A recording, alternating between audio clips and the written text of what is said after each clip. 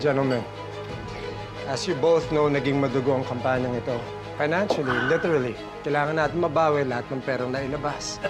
Tama nga, Mayor. Tiban-tiba tayo dito. Lahat tayo makakabawi. Marami na ako senador na kausap, marami ng congressmen, from the national budget to the local budget.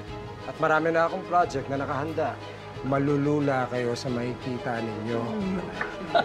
Ay, basta, huwag niyo kaming kakalimutan. Sabihin niyo lang kaagad, magpilis pa kami sa alas 4 kung magbigay ng SOP. Totoo yan. Tsaka, Mayor, sana naman lahat ng mga infrastructure projects ninyo, alam mo na, mapunta sa amin. Gaya ng dati. Diba? I'm sorry, Rocky boy, but times are changing. From now on, it's 40. 40% ang hati ko just because you pissed me off. Mayor, nagkausap na kami ni Roberto.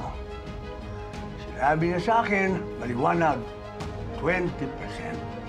Siya yata dapat namin kausap Well, now you're talking to the mayor. My city, my rules, Rocky boy. 40%. Take it or leave it. Masyado naman yatang gahaman, Tandaan mo, Mayor, ang buhaya, kapag busog, madaling mahuli. Rocky boy, huwag mo naman tawaging buwaya yung mayor mo.